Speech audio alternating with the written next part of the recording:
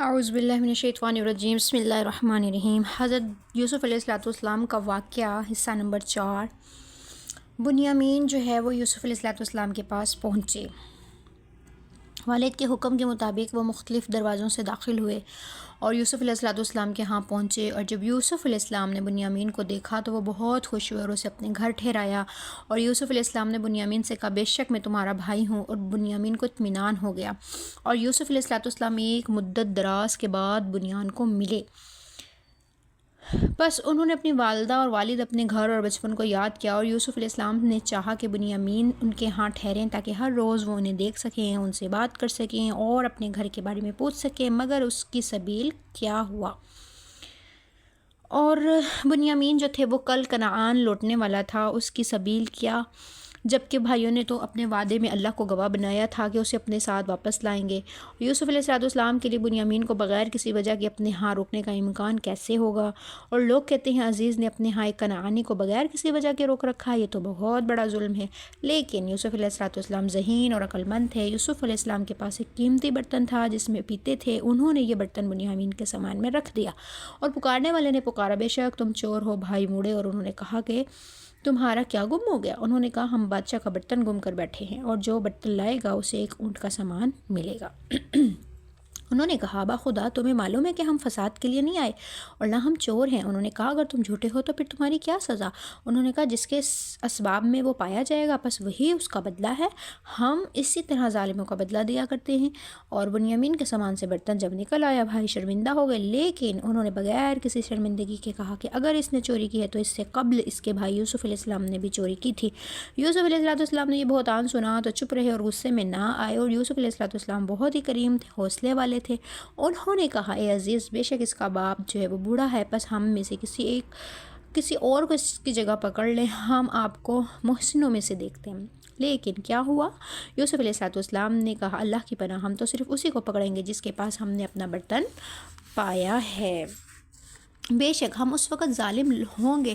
اس طرح بنیامین یوسف علیہ السلام کے پاس ٹھہر گئے اور دونوں بھائی خوش ہوئے۔ یوسف علیہ السلام ایک زمانے سے تنہا تھے، انہوں نے اپنے خاندان میں سے کسی کو نہ دیکھا تھا، اور اللہ ان کے پاس بنیامین کو لے آیا، پس کیوں نہ اسے روک رکھتے، اپنے ہاں اسے دیکھتے اور گفتگو کرتے۔ اور کیا یہ ظلم ہے کہ بھائی بھائی کے ہاں ٹھہرے؟ کبھی نہیں، ایسا نہیں ہے، ٹھیک ہے۔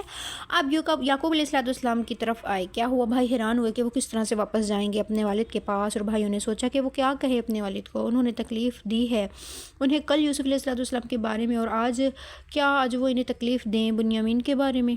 بڑے رہے تو یعقوب علیہ السلام کے پاس جانے سے انکار کر دیا، اور بھائیوں سے کہا اپنے والد کے پاس لوٹ جاؤ اور کہو کہ ابا جی آپ کے لڑکے نے چوری کی ہے، اور ہم نے اپنی معلوم شدہ چیز کی ہی گواہی دی تھی اور ہم غیب کی حفاظت کرنے والے نہ تھے۔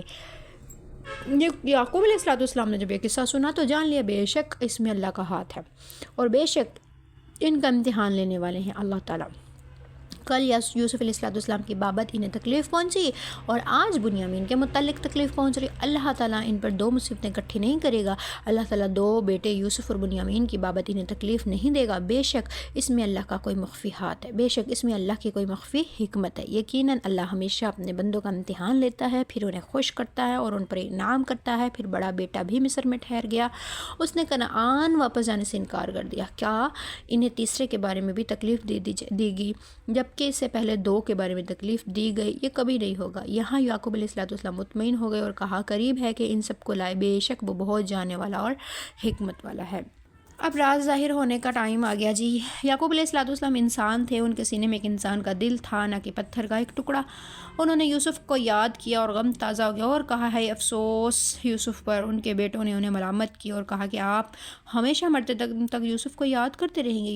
یعقوب علیہ السلام نے کہا میں اپنے افسوس اور غم کی شکایت تو بس اللہ ہی سے کرتا ہوں، میں اللہ ہی کی طرف سے خوب جانتا ہوں جو تم نہیں جانتے۔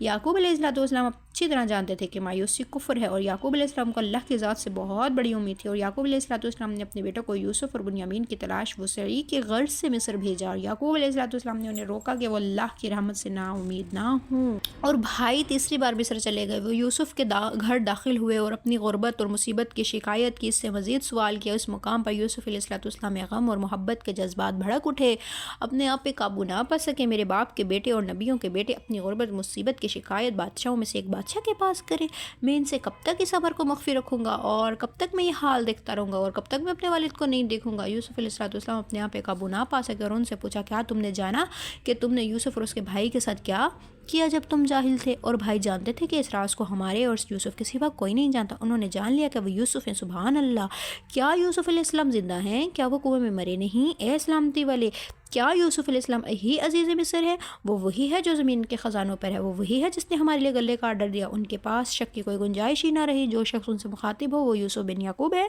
उन्होंने पूछा, क्या तू वाकई यूसुफ है? जवाब दिया, हाँ मैं यूसुफ हूँ और ये मेरा भाई है। बेशक अल्लाह ने हम पर एहसान किया। शान ये है कि जो डरे और सब्र करे, बस यकीनन अल्लाह नेककारों के अजर को ज़ाया नहीं करता। उन्होंने कहा, वाह खुदा, अल्लाह ने तुम्हें हम पर तरजीह दी और हम ही ख़ताकार थे। और यूसुफ अलैहिस्सलाम ने इनके फ़ेल पे कोई मलामत ना की, बल्कि कहा, अल्लाह बख्शेगा तुम्हें और वो सब रहम करने वालों में से ज़्यादा रहम करने वाला है। अब आगे जो है यूसुफ अलैहिस्सलाम जो अपने वालिद को बुलवाएंगे, उनसे मुलाकात करेंगे, वो इंशाल्लाह हम अगले हिस्से में सुनेंगे, पढ़ेंगे, जो भी समझें। तब तक के लिए मुझे इजाज़त दीजिए। फ़ी अमान।